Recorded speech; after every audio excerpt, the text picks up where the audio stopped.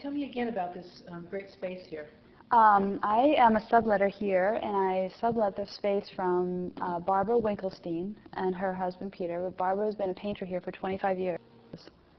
She was here back when Frank Lobdell had his studio across the hall.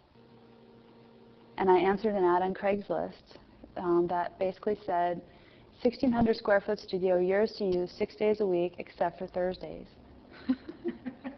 And I've been looking for a studio for 5 or 6 months. I've had, at that point, I had 2 or 3 places that were lined up, and all of which tanked on me kind of mid-process or close to the completion process.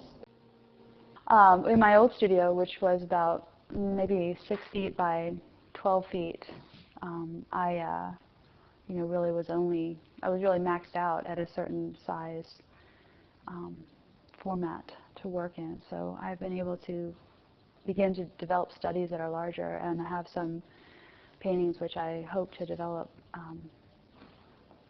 in new ways. Like this one over here? Yeah, now that's actually an old study that I did out in the backyard of the old space, but we'll see how it goes. It's just a large surface that I have primed, ready to go. I'm really excited about. But also I had no natural light either. Way more natural light in this one, or you didn't have any in the other? I had no natural light in the other space. Wow. So I can, I joke around with people, I can say I actually can see the colors I'm mixing now. I can really play with a lot more colors and a lot more nuances. It's astonishing. It's like somebody turned the lights on. So tell me about these birds. When I moved into the studio, I started to look through my sketchbook and go back over my notes, and I've been drawing birds forever, and they finally just came into the palette. They came into the studio with me. It seems as if they flew in a way. I see birds, so many birds out here, so it was a really natural thing to put into the paintings. This is the first one there, in the far wall. I did a study for that bird, and then he went into the painting, and it's really fun because I feel like the subject matter and the material I'm using to paint, they really coalesce and support each other. I can get the wax to look really quite furry or feathery in some points, and also quite glossy, like the oiled feathers. I love it. I just love the combination, and the spirit of the birds is such a powerful icon. So yeah, I find that they're really quite joyous little additions to my work. My work's been really quite cold, and not cold, but dealing with tubs and sinks and porcelain. It's nice to have a little organic spirit come into the formats and the compositions.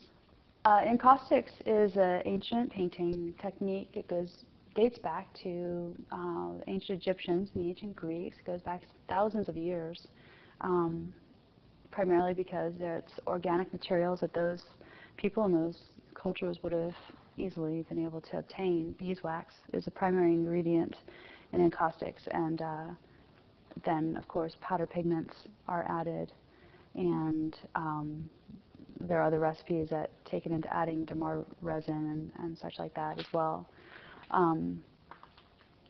The technique is codependent on heat to melt the wax and make it fluid and liquid to paint. Because encaustics has gained so much popularity lately, all these encaustic companies have been popping up, and they're producing amazing implements and basically appliances. And so you can buy these, hundreds of dollars, griddles that are, anodized aluminum and all these different things. Or, if your budget allows, a pancake griddle from the thrift store for $5, so be it. The warming palettes are really nice. They're actually a bit less. They're only $2 or $3. But they've got this white surface in which is good to mix colors against.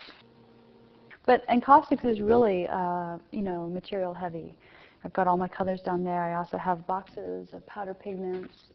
I have all kinds of different tools because of the nature of the technique, you really need to fuse every layer to the layer below it, so that all those layers of wax, stick together and become, one solid layer. I've got different kinds of irons and all kinds of different things going on. It's pretty fun. But it's also the one medium I found that allows me to do as much sculptural work with my surfaces as I want to. Really build up texture and dimension. I've decided to brighten my world a little bit and go buy some fresh flowers every once in a while and draw and paint from them for just to improve my technique and develop some fanciful brushwork. Primarily because I'm so inspired by color and I can really see, I can see just how radiant, these flowers are in this light. I'm really enjoying playing with color, and it's ultimately to be combined with the texture that I love so much that I can build up with the encaustic paint. So, and like I said, I think it's a nice balance to the scale of the interior landscapes that I've been working on for so long with the sinks and the tubs and tile work and things like that. I think it's a nice balance, and I think it's I just think it's a natural fit, so it's inspiring to me. I've also just been going back and studying other people's work. A lot of the old French painters, or I saw the Monet exhibit at the Legion of Honor, and I realized, he's that's the colors that he used, the primary colors in his palette. Those are the colors in his landscapes, in his environment that he lived. Mm-hmm. He wasn't, using a predominant color because he thought it looked good. I think it was really there. And with this infusion of natural light that I have, in the Bay Area, it's got its own specific light to it. I've just found a lot of really good references with, landscape and natural light, and so starting small and bringing it into the studio with little still lifes and little floral arrangements. Yeah, I think that I've really just been completely inspired by this body of water, watching the tide come and go and the currents.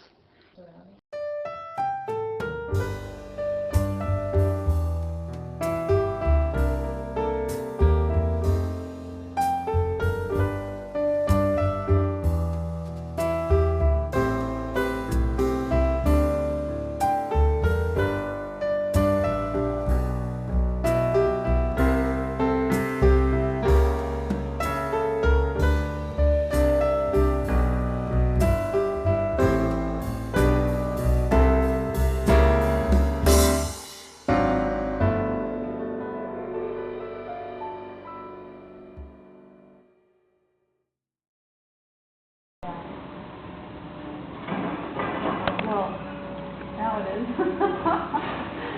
Yesterday was not involved.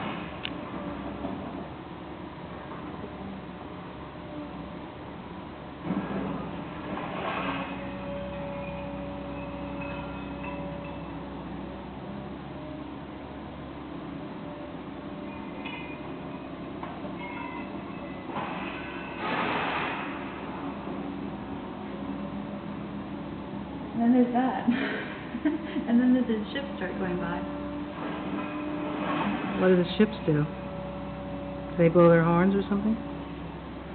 No, they're loaded with different capacities. So they come in full, they go out, and they're much more empty. They're not completely